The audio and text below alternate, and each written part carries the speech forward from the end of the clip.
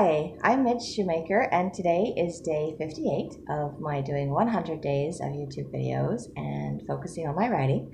So, yay, I made it to day 58. Trying to remember which day that I'm on. I am, my brain is frozen. I apologize. I I have lots of different things going on in my head trying to figure out what to talk about in my video today. I did try out another pair of those earrings that I got. They're kind of cute. I don't think they're as fun as the other ones, but they're cute. And I'm wearing my It's a Jungle Out There shirt. Sadly, I got this shirt when I was like, I don't know, in Young Women's, so somewhere between 12 and 17. And I can still wear it because I got like the extra large or something, which I didn't need then, but apparently I do now. So I wear this shirt way more now than I did when I was a teenager. So awesome. It's what I get for keeping old clothes, right? This has absolutely nothing to do with my writing. I apologize.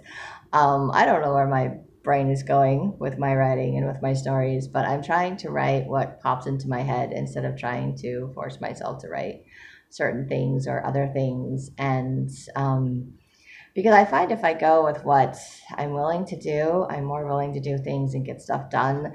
And if I try to force myself to do things, I fight myself for whatever reason, which I know is dumb because it's all stuff that needs to get done and I should just get up and do it anyway. And I know I'll feel better once it's done. I just can't seem to get myself to do things. Like I just can't force myself to do them. And I have to remember that I will do things when I'm ready and that everything happens in God's timing and not mine. So there's that little bit of frustration. I apologize. I cannot stand my hair in my face. It drives me crazy. It may look cute, but it drives me crazy. So I'm playing with my hair today because I took a shower, which is a good thing, but I just haven't done anything with my hair today. So it's just kind of wild and driving me crazy. There, now you can see my earrings, right? That one's still there. Okay. Anyway, so last night when I was working and today I started thinking about my other story. I don't really have a title for that story. I mean, I have a title in that I typed up, but I'm not sold on that title. I'm not comfortable with that story. I'm more comfortable with sharing that story now than I was before, which is interesting. Odd, interesting, probably good, probably a very good thing. It's not a fantasy world. It's I don't even know how to describe the story. It's a fiction story, basically. Um, I wouldn't call it like a historical fiction type of a thing because it's not really based on any historical events. It's just a fictional thing that starts back in the 80s because that's when I decided to start it. Uh, Mostly because I'm still debating on how I'm going to write this book or how I'm going to publish this book. If I'm perfectly honest, I don't even know how that works. Because initially in my head, technically the love interest is based off of a TV character, persona, whatever. So, I'm not really sure about like copyrights and all of that stuff if I were to publish it using that name. But I've also obviously changed the character in my head. So even though it's based off of that, it's kind of changed to fit my story, my fantasy version of that. So of that character, basically.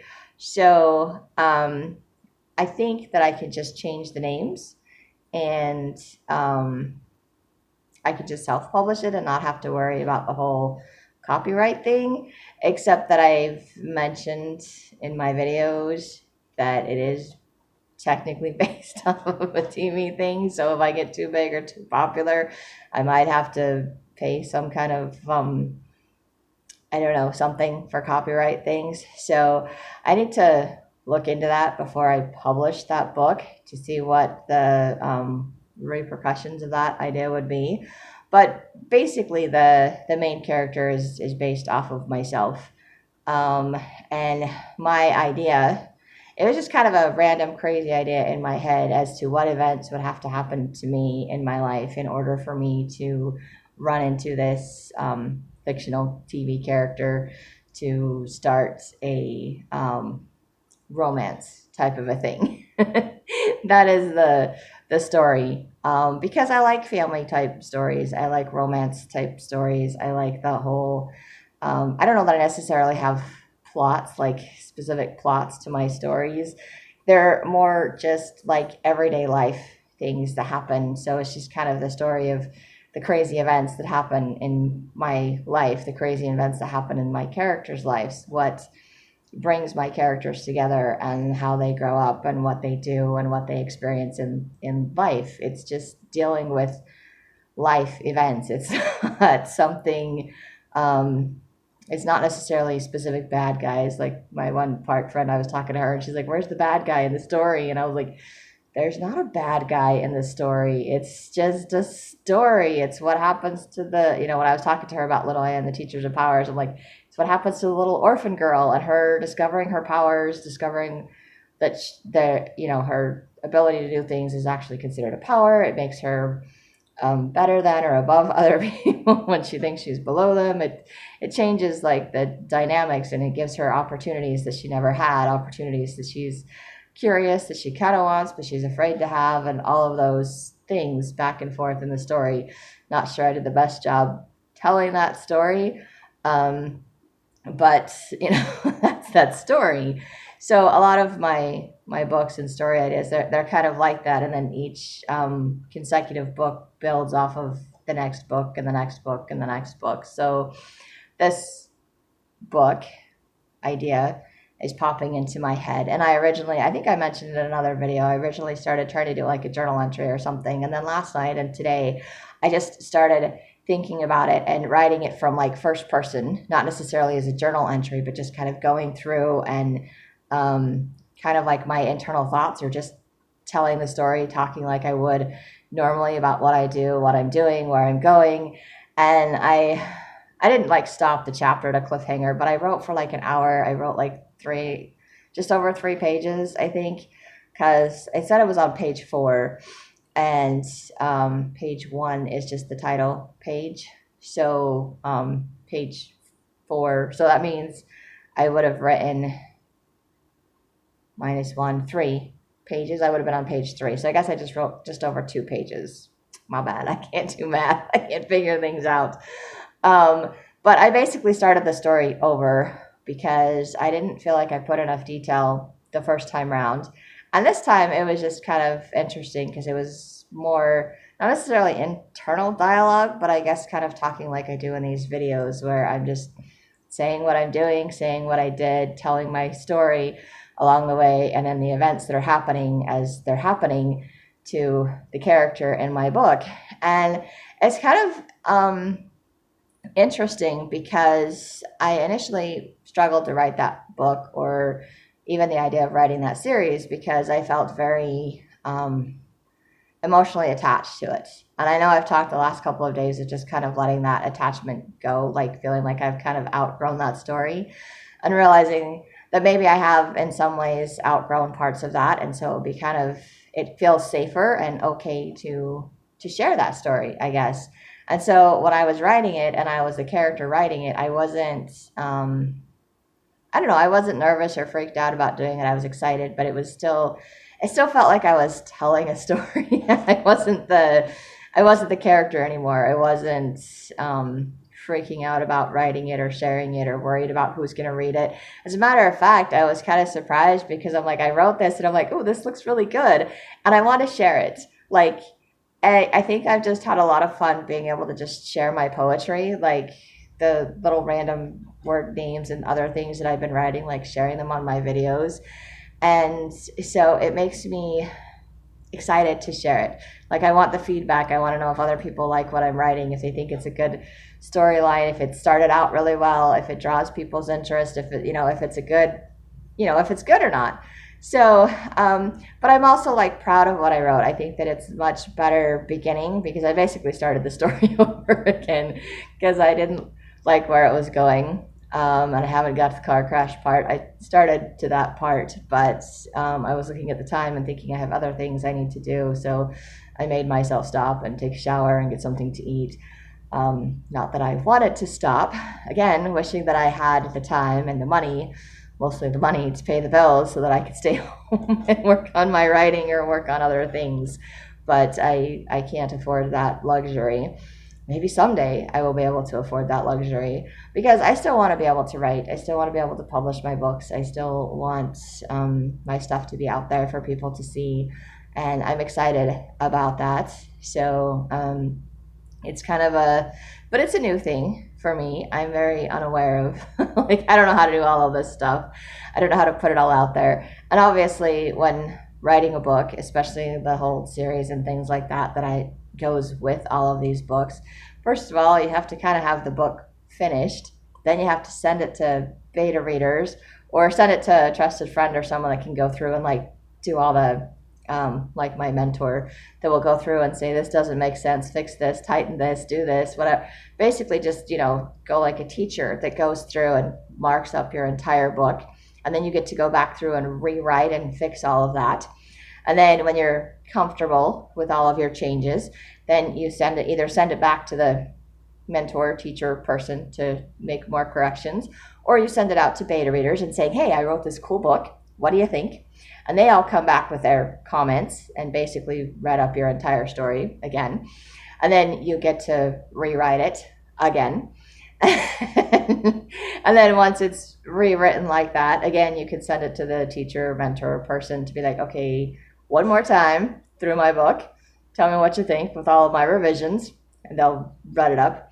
And then you then you fix it again. Then you send it to an editor and they do the same thing. And then you make hopefully at this point, minor changes and corrections to the book. And then you publish the book. And somewhere in all of that, obviously, you have to get a book cover made. Either make it yourself or get someone else to make it for you. I have not learned how to make book covers for myself, although I know I'm capable of figuring out some things. I'm not really an artist, but I know if you can get someone to draw the pictures, that you can put the pictures with whatever, and you can find pictures online, you can buy pictures. A lot of my author friends from my writing club, I know one of them published a book, and she paid somebody to do her book cover. My mentor has a daughter and a daughter-in-law that do her book covers for her, and they're amazing. But she gets her pictures of the characters like on Shutterfly or something. So she just goes through and finds models, pictures that are sold there, and then she buys the pictures. And then her daughter will take them and change the coloring and do whatever, flip the characters around however she wants them flipped to put on her book. Which is really cool. And her book covers look amazing. They do. So her daughter and daughter-in-law do a great job with that. I'm like, I want someone to do that with my books. My problem is that I create ideas in my head as to what I want my book covers to look like. So I have the image in mind. I just can't draw. So I want someone else to create the image for me. And then I'm really not good when it comes to adding like the background colors and all of that. So I need someone else to create the picture to put on the book cover. I can fiddle with the words and the font and all of those other things to add to a picture. And my vision board friend is really good at doing all of that stuff too. So I like getting her to help me do that. Although yesterday after I did my poem, that Merry Christmas poem in my video, I did make some changes to it. I can't tell you what they are off the top of my head because I don't recall, and I did not open up my laptop before I got on here. But I basically typed it up, and I think it's all pretty much the same font. I just made the first letters a little bit bigger than the rest of the words, and I did the little definitions, like Mary, the Son of God, was like or the Mother of God was the first one, something like that. But I did them all in different colors. I did red, green, and yellow. But the yellow was more of a goldish color because if you put light yellow, especially on whites on a computer, it just doesn't show up. So you'd have to have a colored background, and I didn't do a colored background. I also did not put it in one of those text box things, so you can't change the size of it. I just typed it up like you normally would in a document. And then I found like a border. They had one of those borders, like page borders, and it had like wreaths. So I put wreaths for a page border, something very simplistic. And just did different colors for the font. It was not that big of a deal. But my friend's like, "Oh, why am I helping you if you can do it yourself?" And I was like, I don't know how to do this. What are you talking about? And she's like, "I got proof. I saw you. You posted it." And I was like, "Ah, dang it." Because I did post it on my Facebook page. So it is posted. And I think I shared it on my Twitter account. So I did that too. So like, dang it, I don't know. I posted it. So it's like it's shared. So now she can see that I have talent doing something. I think there's that part of me that likes playing the damsel in distress. That's a part of me I haven't quite given up, because if I get someone else to do it for me, then I don't have to do it, which sometimes I think makes me feel like I'm lazy. But also I think it has to do with perfectionism and feeling like what I did wasn't good enough. So what other people did was better, or if someone else does it, then I can't get in trouble for it, or if someone else does it, it's probably better than something that I could do myself.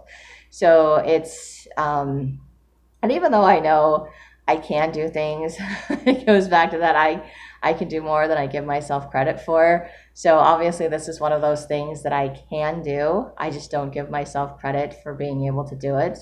And it is possible that it's a talent that if I chose to work on, I could actually develop and be able to do a few other things.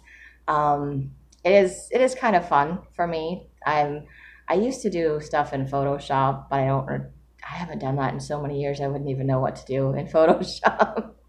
No, it wasn't Photoshop. It was something else where you did, what was it?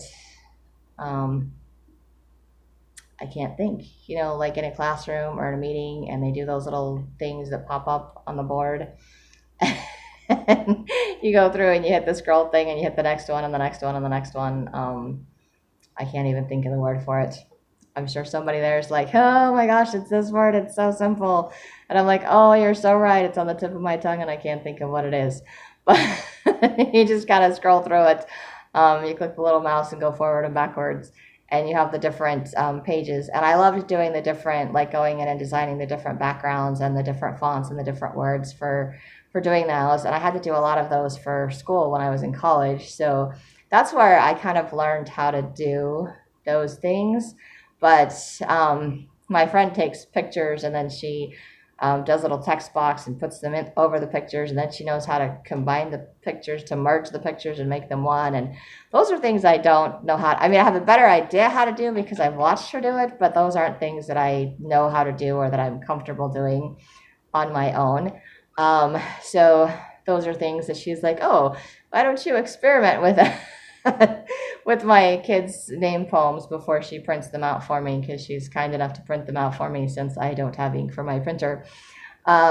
So I'm not really sure how they're going to turn out from my doing them, because again, I attempted to type them up and they don't look quite how I picture them in my mind. But she does an amazing job of, I tell her something and then she just makes it work on her computer. And as is proved by my vision board, it looks amazing.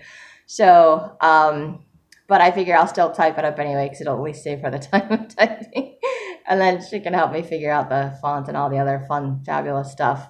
I already discussed this with her, so I figure it's okay to share it on here. But, it is good for me to discover that I have other talents, and it is good for me to learn to do things for myself and not be dependent on other people to do it for me. But it is also good to know my limitations and that I am not perfect. It's good to remember that I don't have to be perfect in everything that I do, and I certainly don't have to be perfect my first attempt at things. And I think sometimes I feel like I need to be. which is also probably part of my desire to share my stuff because I want that positive feedback like, hey, I did a good job, like this is awesome, and it's my first attempt. So it's fun when I do something that works out right the first time for me, especially when it comes to writing, because writing is something that I am learning is, and I've heard the saying, the quote before, I don't remember who said it, I apologize. I should look these things up sometimes, but I don't.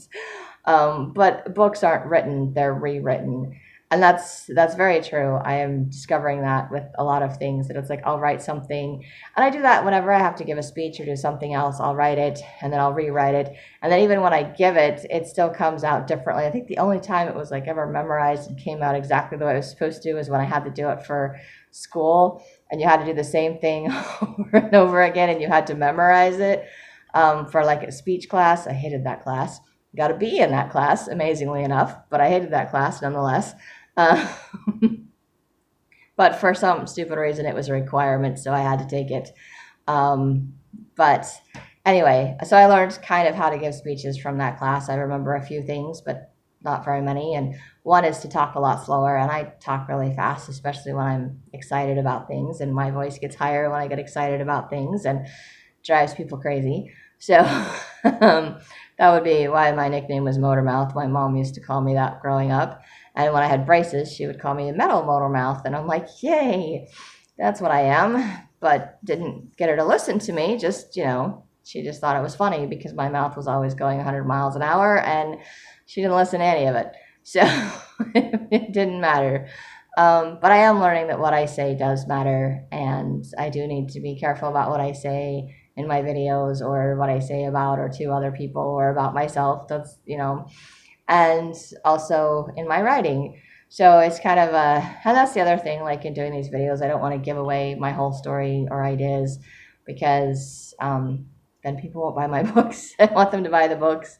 I want them to read them. I also don't want people to steal my ideas, which is why when we go to my writing group, we have the anonymity thing where other people share their writing with us, but we don't share what they shared with other people, because it keeps their writing safe. It makes it a safe place to share and not worry about other people hearing about their stories beforehand. So we don't share what they shared, which is good to know, because I can go there and share my stuff and then nobody else knows what I'm sharing.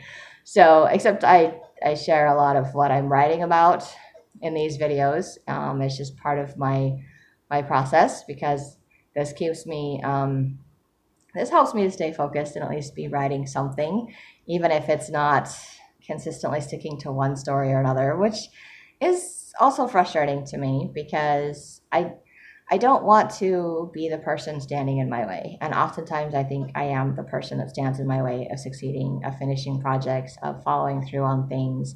So I find it a little bit frustrating. But I'm also learning that I can't force myself to sit down and work on recognizing God's hand in my life when my other story is popping into my head.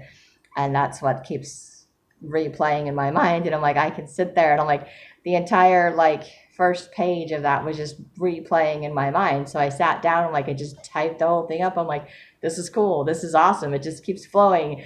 And the sad part was making myself stop, because it just kept flowing. And I'm like, this information will just keep going, which is why I can write for hours on end. Because when I write about stuff that I like, when I write about stuff I'm passionate about, when I write about stuff that I'm thinking about, it just flows. There's plenty of it to go around. And it's also how I process things, my emotions and other things. And I think even writing my stories, the different types of stories, it's allows me to see who I was and to share things. And I find it kind of interesting that as I was writing that, I did make some references to not names of siblings or grandparents or anything else like that, but references of things to my childhood. And because my character is basically me in my story. So my family is the same childhood, the same things. And so there is some things that came up, not necessarily things that I would write in recognizing God's hand in my life, but they're just, things that come up.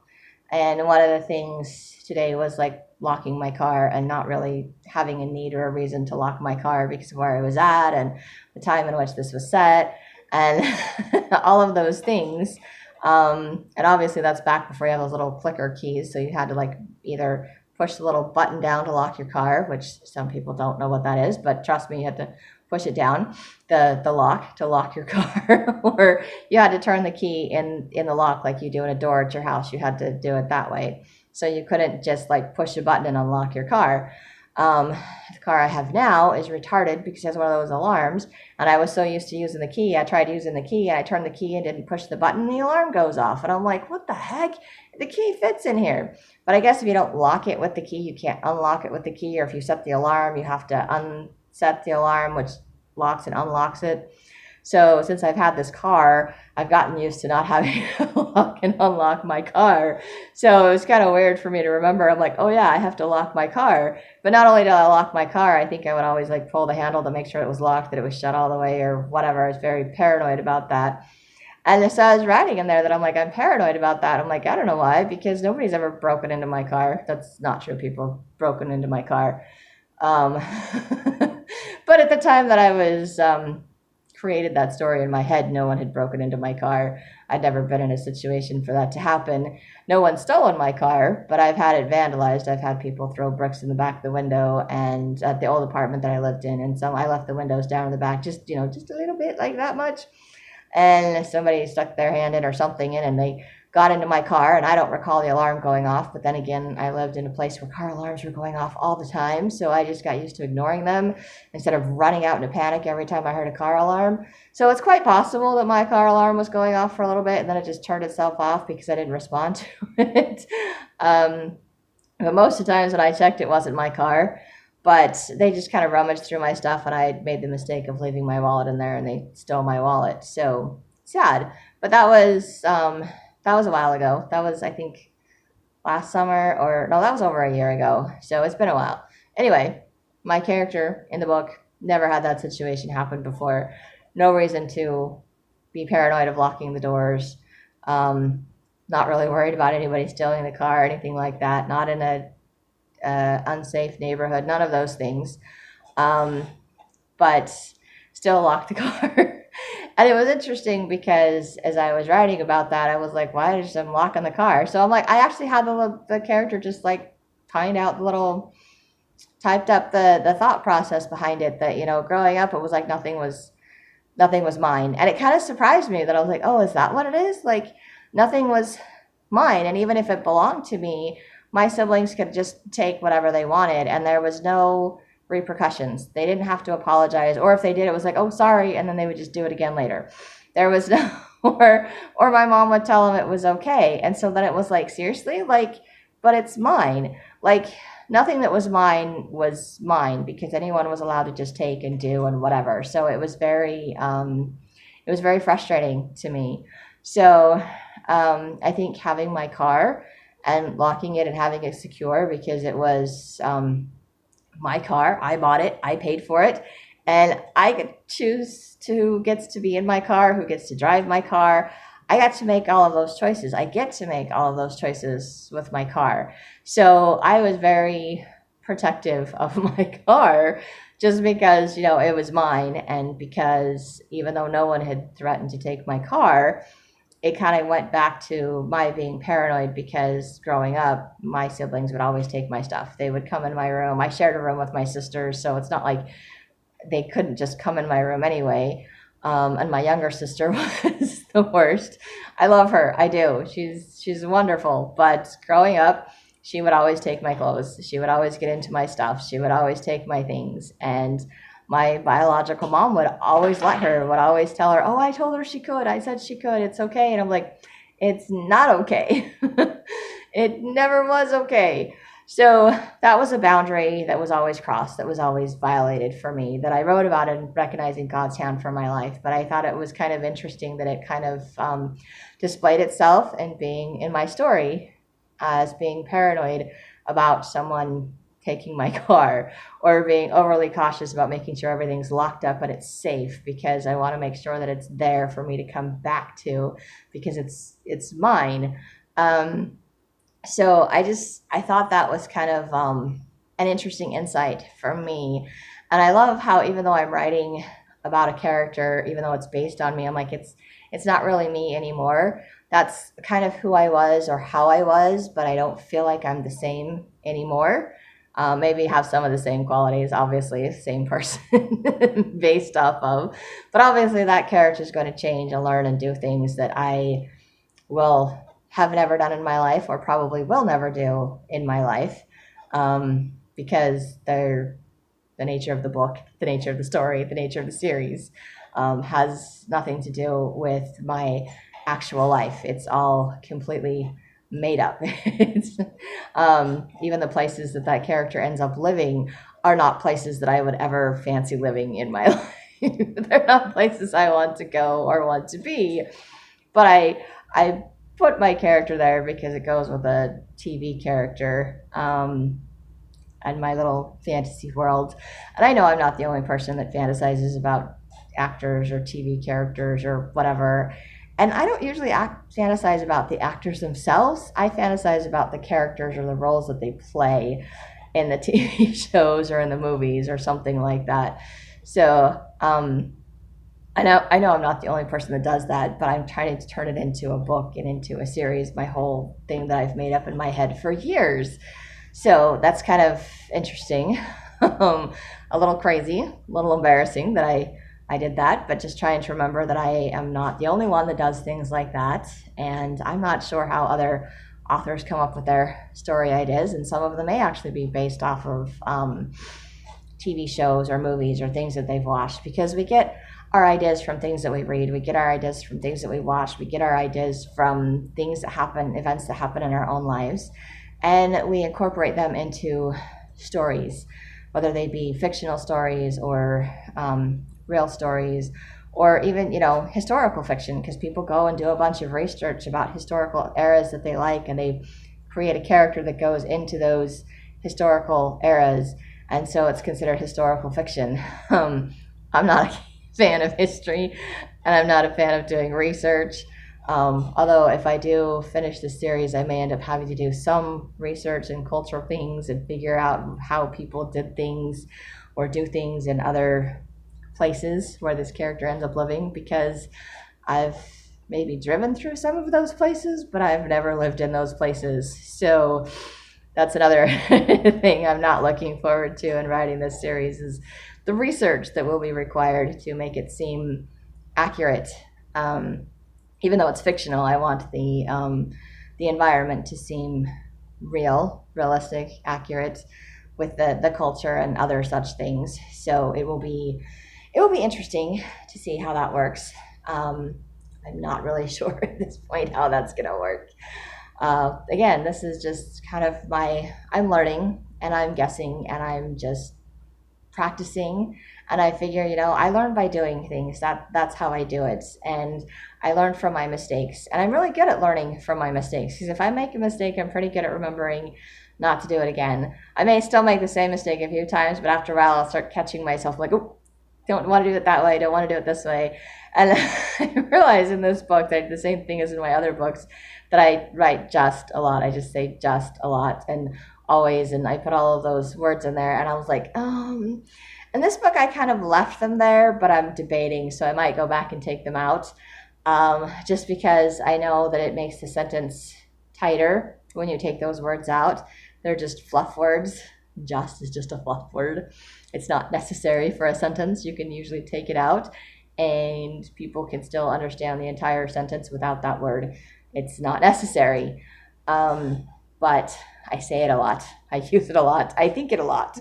So I'm writing this book the way that I would think or write or talk. So that's how it's coming out. And that's why I left it in there. But I recognize that I did that because I do learn from my mistakes. And I think we're meant to learn from our mistakes, which again is a reminder for me that I'm not supposed to be perfect. I don't have to get things perfectly. And just because I like how other people do things better doesn't mean that I can't learn how to do it myself or that I'm not capable of doing it myself.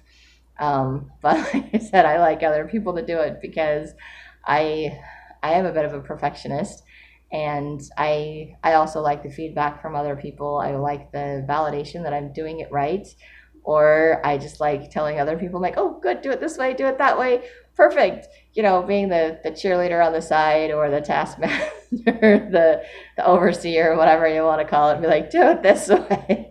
I don't think I'm a mean, like, taskmaster type person, but more like, the heckler, maybe, like, do it this way. I'm not a heckler. I can't think of a good word for that. It's terrible. I think I'm just, like, the leader, or the I don't know what they put it, the head of the project or something, project leader kind of a thing. I'm like, okay, I just get to have the final say, the final approval. But oh, I love all of your ideas. Let's do this. Let's do that. Let's put it together like this. This is awesome. But then it's taking other people's talents and putting it together and being, oh, I love this. And all I had to do was come up with the idea, and somebody else does it for me. So I like that better. But I do know that I am capable of turning my ideas, putting my ideas into action, and making them come to life too. Not the best with the drawing side of that. I have done some sketch work, but it's very stick figure-y sketches. I mean, it's a little more than stick figures, but it's very elementary drawing, which is not necessarily good for a published book. So, or a book cover. People aren't going to just look at a book cover that has, elementary type draw. Although some elementary kids draw really well. My daughter draws really well. She's not in elementary school anymore. She started junior high this year, but she draws really well. So does my oldest son. And he does a lot of, like, tracing stuff. He can just look at stuff and then just draw based on what he's looking at. And it's like, oh my gosh, how do you do that? Like, I look at it and I was like, and I still can't trace stuff and make it look that nice. So anyway, I admire their talent, but can't get them to draw my book covers for me. So I'm on my own. That's what my friend is doing, if I can get a hold of her. But like I said, she moved away and she's been busy, and now it's the holiday season, and I haven't been worried about it because I've been focused on other things. So that may be something I need to get back to, because again, I don't want to be the person that's standing in my way of success, of actually getting a book published, of finishing the process and seeing it from start to finish. But at the same time, if I'm having ideas or need to work on something else, because that's where I'm at in my life, emotionally, mentally, spiritually, whatever it is, then I need to work on something else. And I'm grateful that I'm allowing myself the freedom, learning to allow myself that freedom while I'm doing this 100 days of writing, to be creative in what types of ways that I write, be creative in what I'm writing, learning that I still have the ability to write poems and do different types of writing, which is an amazing thing that I can do, and that I can work on other projects that are still writing projects. And, ideally, eventually, all of these books that I'm working on will actually get finished and will actually get published. That is the goal. That is the ultimate goal. It just means that that's now my 6th book that I'm in the middle of. And I'm just like, yay. And 6 is my favorite number. So, of course, I'm working on 6 books at the same time. And as soon as one of them is finished, I will find something else to work on. Because part because I'm a little bit crazy, and in part because all of these books are in a series. And so when I finish one book in a series, then I can start the next book. Although with Lanoy and the Teachers of Powers, that goes before The Fall of Esplanade, which I wrote first, which goes before The Wise One, which goes before The Boy from the Stone. So technically I have 4 stories, all in the same series, that are all being written somewhat simultaneously.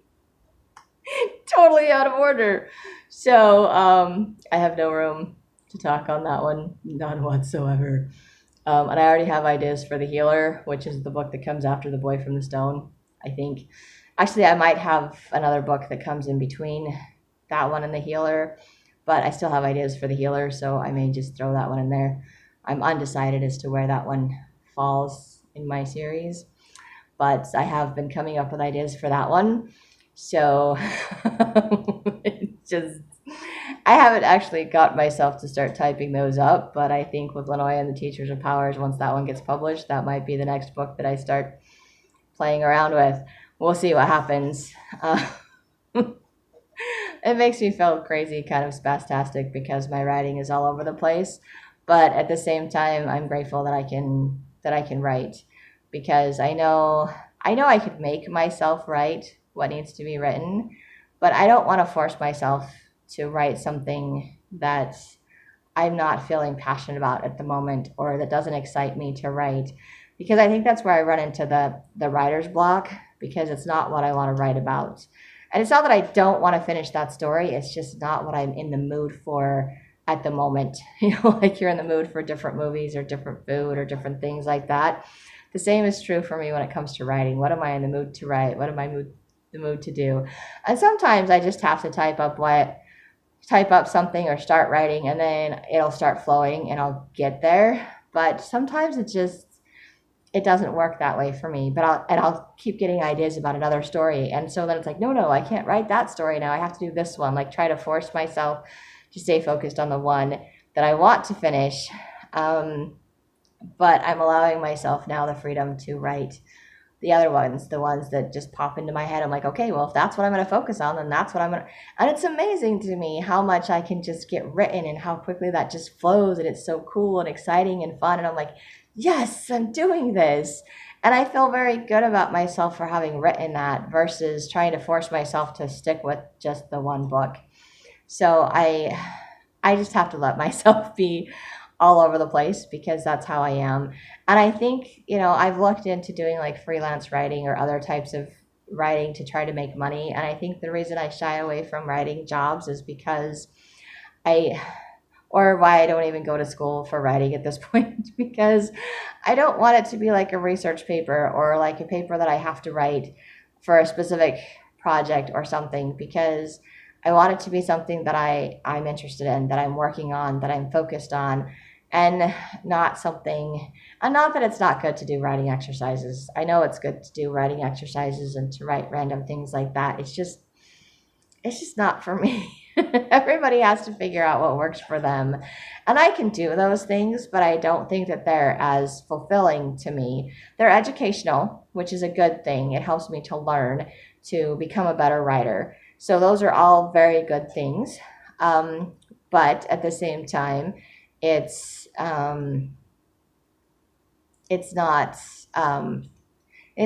I'm not passionate about that, because English was always hard for me. The whole grammar, punctuation thing, diagramming sentences. I don't understand any of those things. And if people mess up a sentence or leave out a word, my brain just fills it in and I don't care, and I just keep going. If I'm reading a book, I'm like, I just keep going. I mean, I read this book, a chapter in a book last night, and there was one word that was left out, and I was like, I think it means this. And the only time that bothers me is when, for some reason, my brain either didn't fill in the missing word, or when you leave out that word, the sentence suddenly doesn't make sense. And then I have to go back and reread it, because I'm like, wait. So it kind of temporarily takes me out of the story, because the word that's missing, I'm like, wait, that didn't make sense to me. What did I miss? And then I go back to read it. I'm like, okay, it still is, oh, there's a word missing. Okay, gotcha. And I mean, it's a simple word like it as or is or was or did or something, I guess, like the action word or the verb or something. But that's a very important word in a sentence without, because you can write a sentence without the word just, and I wouldn't even notice. But you write a word without ran and person into a wall, and it's like, person did what into a wall? Person hit the wall, person ran into the wall, person jumped into the wall, person fell into the wall. I mean, there has to be something. So when that word is missing, it messes me up, but I'm sure it messes other people up. I don't think it was quite that word, but it was just someone did something and they just left out the did whatever it was. And as soon as I figured out it was just that, I was like, okay, I'm good. And I don't know if there's any other errors in the whole book. I don't know how the editor, whoever did that, didn't catch it, but that happens. Simple things, mistakes, they're missed. And I know when I go back and read my book, because I know my book, I miss those things all the time. So I need other people to catch those for me. And sometimes it doesn't matter how many people review your book, there's still something that gets missed. Because before they had all of this self-publishing thing that went on, I know when I was growing up, there were books that were published and my biological mom and my sister would just be like, oh my gosh, they're missing this word. Oh my gosh, they missed a comma. Oh my gosh, this should have been an apostrophe. Oh my gosh, they spelled this word wrong. I'm like, who edited this book? And it's like, oh my gosh, there's one mistake in a 300-page book or a 200-page book, whatever it is. I'm like, who cares? Like, I didn't even notice. But I think it's those kinds of comments that I grew up with that makes me fearful and nervous about actually publishing my book. And it's also part of why I am a perfectionist, why I want everything to be perfect before I put it out there, why I'm overly aware of my imperfections and my mistakes. And I forget that imperfections mean more fun, more life, more friends, because we don't have to be perfect. And if we're so busy trying to be perfect, we push everybody away. And I don't want to be so perfect that I push everybody out of my life or push people away. And I learn from my mistakes. So if I don't allow myself to make mistakes, I'm not allowing myself to learn, which means I'm not allowing myself to grow. So I am learning that I need to make mistakes, that it's okay to make mistakes, and that I want to continue to grow. And so I'm grateful that I can do that, because it also allows me to be gentle with myself, to be okay with who I am and where I'm at, and to understand my struggles a little bit more, to recognize what will and won't work for me in my life. And I'm grateful for that. I'm grateful that I get to do these little videos, because it helps me to remind myself of those things, and also because I get to share them with the people that are watching. So if you're struggling with any of the things that I'm struggling with, or with perfectionism or other such things, hopefully you can learn from my videos. You can watch me make some changes and grow, and or make fun of me along the way, because I'm used to that. Not that I want to be made fun of. Seriously, I really don't. But um, I know that I get a little bit crazy. I seem to get off topic. I go around in circles, and I do that with my writing, and I usually come back to whatever point that I started with. So I'm grateful that I can do that. I'm grateful that I can learn with these videos. I'm grateful for the people that are choosing to watch me and support me while I'm doing this, because you get to kind of watch me grow, and hopefully you can learn something from me. Maybe not make the same mistakes, or maybe just know that someone else is going through the same thing, so you're not alone. And I think that's all I have for today. So I hope you have a great day full of gratitude, and maybe do some writing.